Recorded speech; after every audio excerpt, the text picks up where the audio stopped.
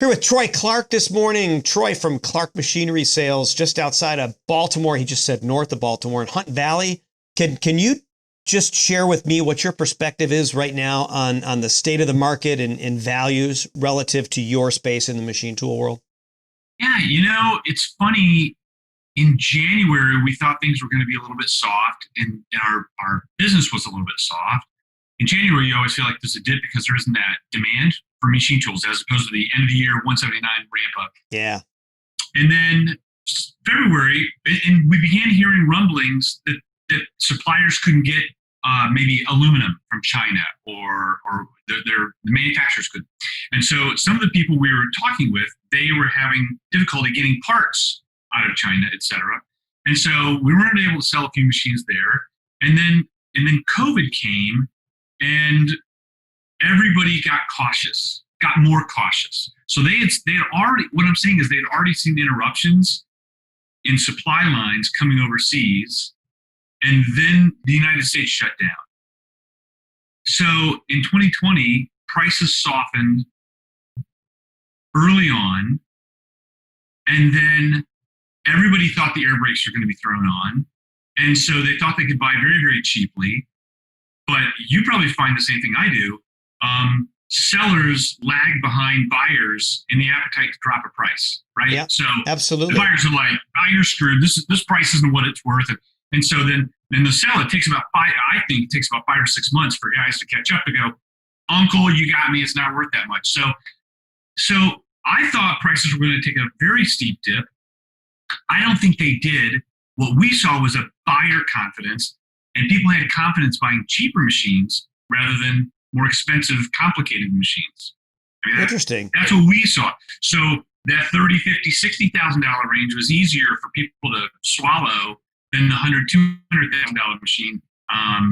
That's what we sort of saw. Overall, are things softening for us?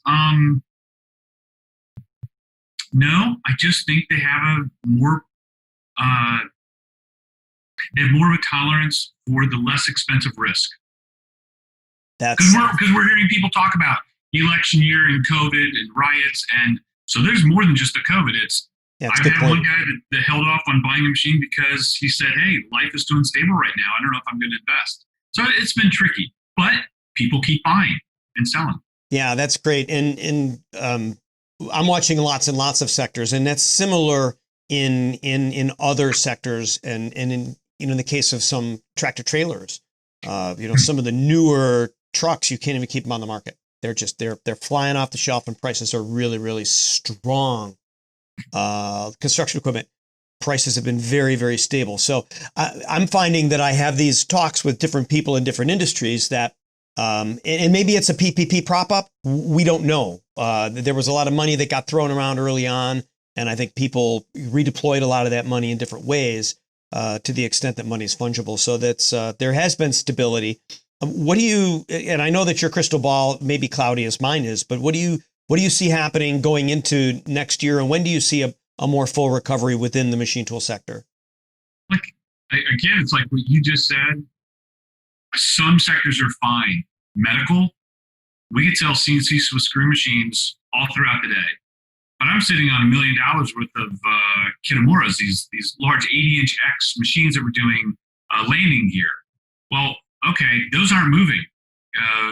Airplanes aren't real hot right now, Neither is defense is okay, but aerospace and oil and automotive. So it depends on the sector, and I think medical is going to keep being hot as governments and drug companies keep experimenting with how to defeat the COVID. So, and to oversimplify that, those would be the smaller envelope machines rather than the bigger pieces of equipment. That's exactly right. Yeah. And you're talking plastic injection molding machines, which we don't specialize in, but we overlap with because it takes, there's EDM machines that need you need EDM, you need CNC Swiss screw machines, you need the plastic injection molding machines so that you can do the small medical devices or, anything that's going to be working with the medical. The guys in my industry, the customers that we have that are 6 months out doing medical, they're busy, they're booked. And And I have good friends who are salespeople for Zimmer Biomet and Stryker, and they got really soft for a month and a half, right? While all optional elective surgeries were ruled out during COVID. But they're back bigger than ever. He said he's having one of his best years ever. So my crystal ball for next year,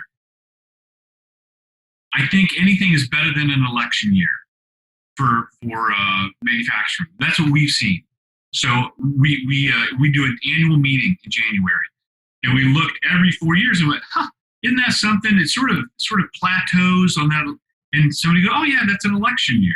Okay, well, so the year after, people get more confident, things are more stabilized. They know who they're going to be dealing with in Congress and where they're going with trade deals, things like that. I think there's just going to be pickup. That's me. Great. Well, we've shared optimism on this side of the call. Troy Clark, Clark Machinery Sales, thanks for joining us. Thank you, David.